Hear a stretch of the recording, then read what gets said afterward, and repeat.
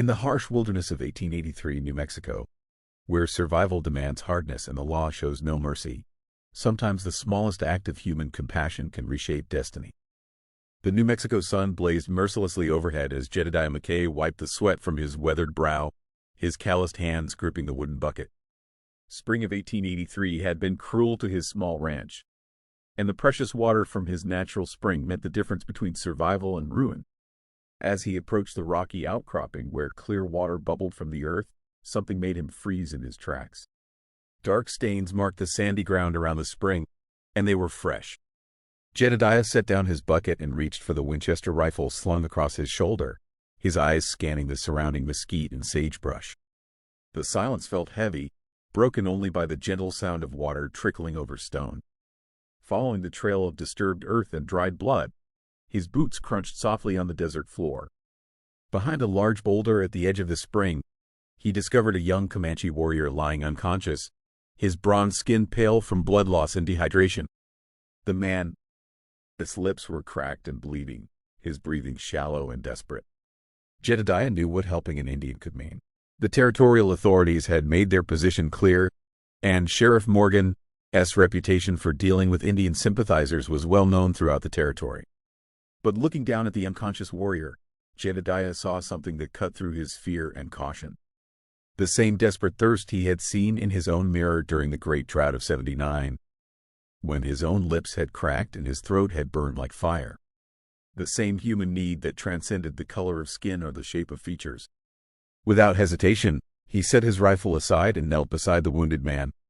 Lifting the warrior's head gently, Jedediah brought his water jug to the parched lips. The Comanche drank greedily, like a man pulling himself back from the very edge of death itself. As consciousness slowly returned to the dark eyes, Jedediah noticed the fresh bullet wound in the warrior's shoulder, still seeping blood onto the sandy ground. The sound of approaching hoofbeats echoed across the desert, growing louder with each passing second. The wounded Comanche warrior, his eyes snapped open at the sound of thundering hooves, instantly alert despite his weakened condition.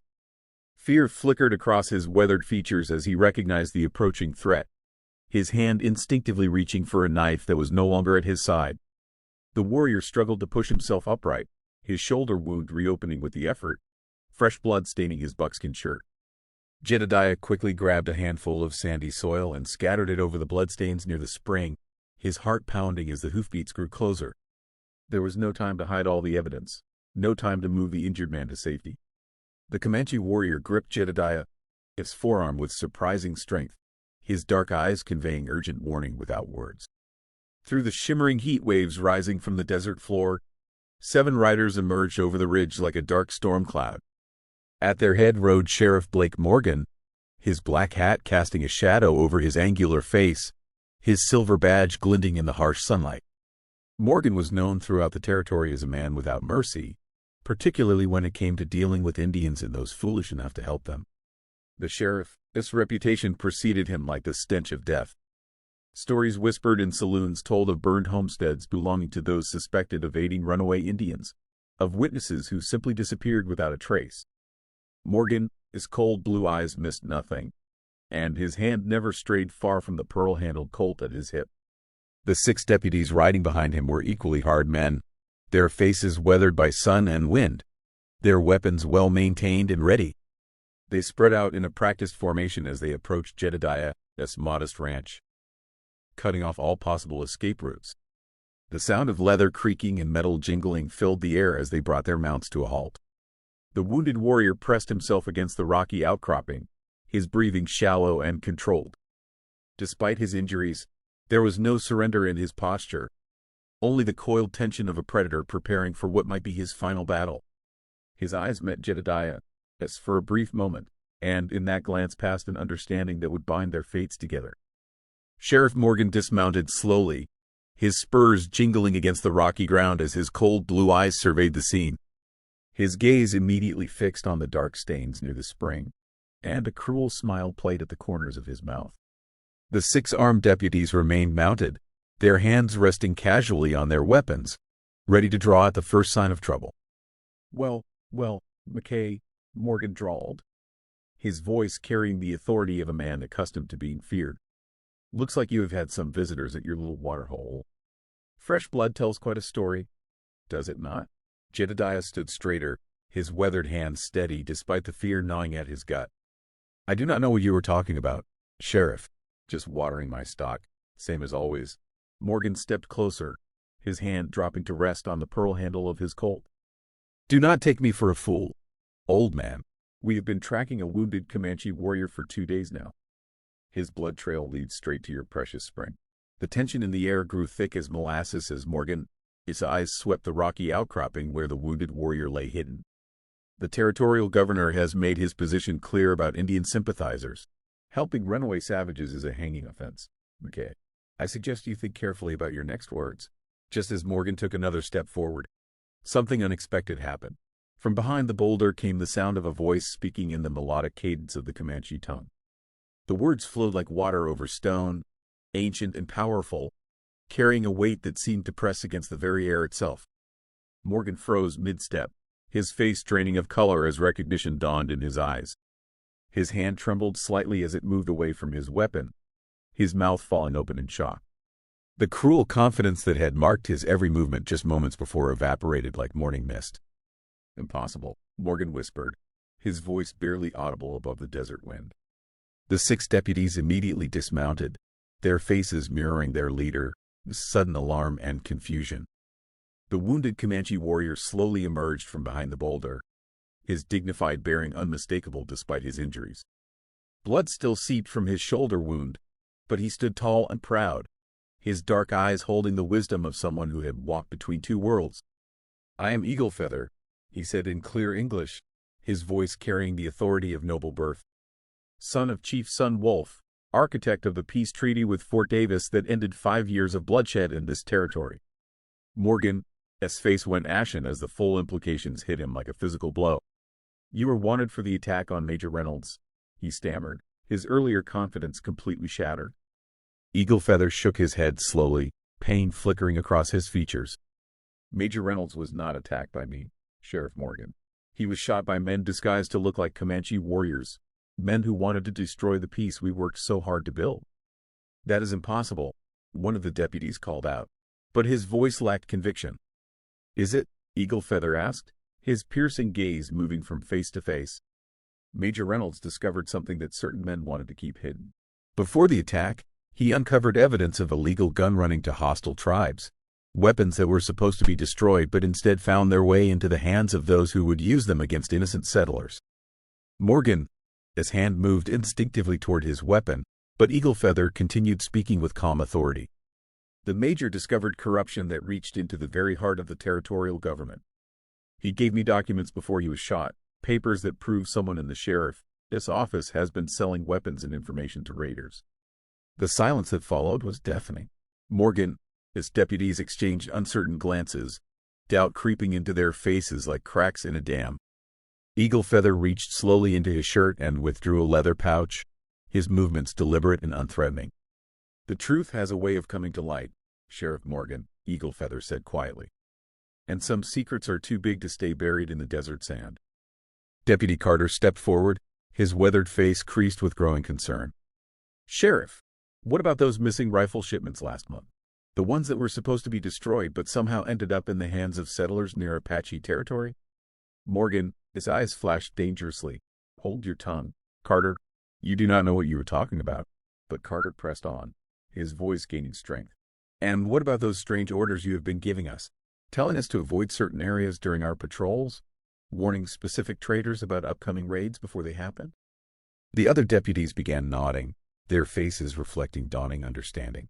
Deputy Harrison spoke up, his voice tight with suppressed anger. Remember when we were told to stay away from Broken Arrow Canyon for 3 days?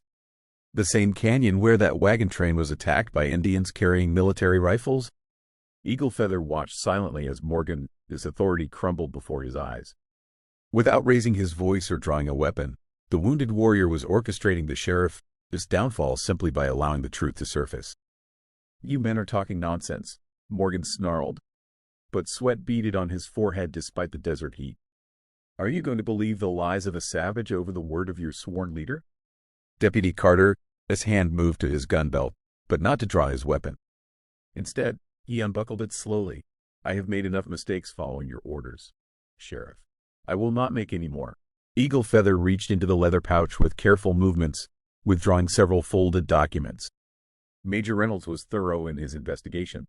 These papers contained shipping manifests, correspondence with gunrunners, and detailed records of every illegal transaction, including payments made to someone signing orders with the territorial sheriff's seal. The mask of civilization finally slipped from Morgan's face as he realized the undeniable weight of evidence against him. His hand shot to his revolver as desperation replaced cunning in his cold blue eyes. "Nobody's going to believe a word of this," Morgan growled, his voice filled with murderous intent. "Dead men tell no tales." The moment Morgan's hand touched his revolver, Deputy Carter stepped between him and Eagle Feather, his rifle raised and pointed directly at his former leader's chest. The metallic click of the weapon being cocked echoed across the desert like thunder. "That is far enough, Sheriff," Carter said, his voice steady despite the gravity of the situation. "I will not let you murder an innocent man to cover your crimes." 4 other deputies quickly followed Carter's lead, their weapons trained on Morgan with grim determination. Only old Jenkins remained loyal to the corrupt sheriff, his grizzled face twisted with confusion and misplaced loyalty as he drew his own gun. "You boys have lost your minds?" Morgan snarled, his eyes darting between the barrels pointed at him. "I am the law in this territory. Cross me, and you will lose more than your badges. You will lose your lives." Deputy Harrison's jaw tightened as he kept his weapon steady. "We stopped being lawmen the day we started following your dirty orders, Sheriff. Today we start making that right." The 7 armed men stood in Jedediah's farmyard, each convinced of his own righteousness, each calculating his chances of survival in the gunfight that seemed inevitable. The desert wind carried the smell of dust and fear, while the sun beat down mercilessly on the deadly tableau. This is how wars start on the frontier, Jedediah thought grimly, watching good men prepare to kill each other over bad decisions. This is how decent folks die because of one man's greed. Morgan, his eyes blazed with cornered fury as he realized his empire of corruption was crumbling around him. "You think you can take me? I have been killing men since before you boys learned to shave. Jenkins and I will put you all in the ground before you can blink." The tension became almost unbearable as fingers tightened on triggers and every man present prepared for violence. In the oppressive silence, the only sounds were the harsh breathing of desperate men and the distant cry of a hawk circling overhead, waiting for the inevitable carnage to begin. In the midst of this deadly standoff, Eagle Feather did something completely unexpected. He began to sing in the ancient tongue of his people, his voice rising from deep within his chest like a sound emerging from the earth itself. The melody was haunting and powerful, carrying words that spoke of honor, sacrifice, and warriors standing shoulder to shoulder against evil. The Comanche war song had an immediate and mystical effect on every armed man present. The deputies slowly lowered their weapons, not understanding the words but feeling their spiritual power wash over them like a cleansing wind. Even Morgan found himself momentarily entranced by the ancient sound, his finger relaxing on the trigger of his revolver. But Jedediah watched with growing unease as he began to understand that Eagle Feather was not singing merely for ceremony. The wounded warrior was calling to his people, sending a signal that carried across the desert on the evening breeze to those who knew how to hear it. The song was both prayer and summons, reaching out beyond the visible horizon. The ancient words told of treachery uncovered and justice demanded, of a son of the people who stood in mortal danger far from the protection of his tribe. Eagle Feather, his voice grew stronger despite his wounds, the melody carrying across the vast expanse of sagebrush and mesquite with supernatural clarity. As the song continued, a new sound began to emerge from the distance. At first it was barely perceptible, like the whisper of wind through canyon walls. But gradually it grew more distinct, more ominous. The rhythmic thunder of many horses moving at full gallop, growing closer with each passing moment. Morgan's face went pale as he recognized the implications. "What have you done?" he whispered, his voice barely audible above the haunting melody.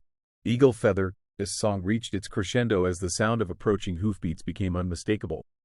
The desert itself seemed to vibrate with the power of his voice and the promise of what was coming over the horizon. Justice was riding toward them on painted horses, and there would be no escape from its reckoning. 40 Comanche warriors appeared over the horizon like visions from another world, moving in perfect formation across the desert floor. Their war paint gleamed in the rays of the setting sun, creating an otherworldly spectacle that made even the hardened lawmen catch their breath in awe and terror. At their head rode an elderly chief whose presence commanded respect from a great distance. His long gray hair was adorned with hawk feathers that caught the desert wind, and he carried himself with the dignity of a man who had never bowed to anyone. Despite his advanced years, he sat his painted horse with the grace of a born warrior. "Sweet Jesus," Deputy Harrison whispered, his weapon trembling in his hands. "We are all dead men." Morgan, his bravado crumbled completely as he watched the approaching force. "This changes nothing," he shouted desperately. "You are all still under arrest for treason against the territorial government." But the warriors approached not for battle, but in ceremonial order. Their weapons remained in their sheaths, their movements deliberate and peaceful despite their overwhelming numbers. They formed a wide circle around the farmyard, their painted horses stamping and snorting in the desert heat. The chief dismounted with fluid grace and walked directly to his wounded son. Eagle Feather struggled to stand, and the two men embraced with the quiet dignity of a people who understood that every reunion might be their last. Deputy Carter stepped forward, his rifle lowered but ready. "Sheriff Morgan, I have new orders from the territorial governor. All pursuit of Eagle Feather has been suspended pending a full investigation of the incident with Major Reynolds." Morgan's world began to collapse around him as the chief reached into his leather pouch and withdrew a bundle of documents.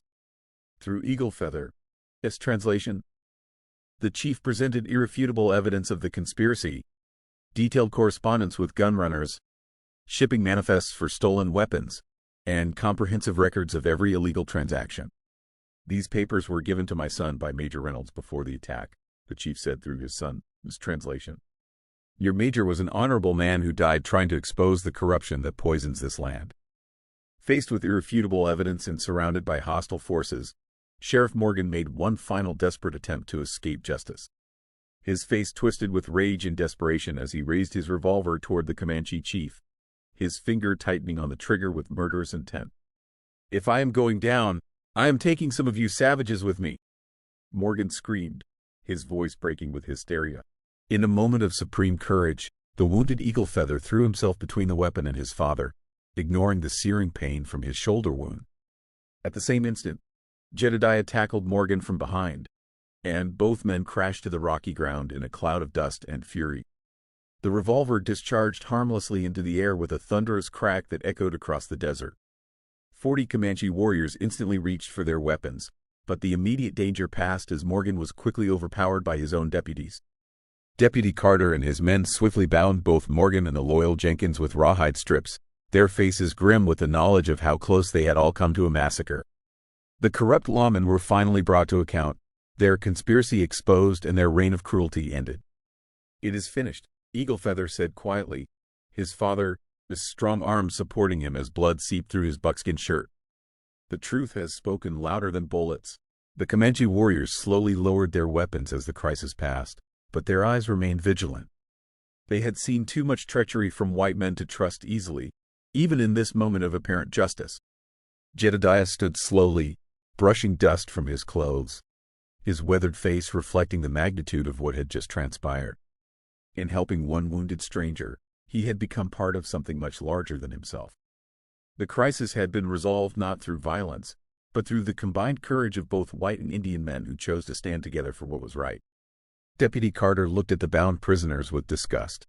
"Sheriff Blake Morgan, you are under arrest for conspiracy, gun running, and accessory to murder. Jenkins, you are charged as an accomplice."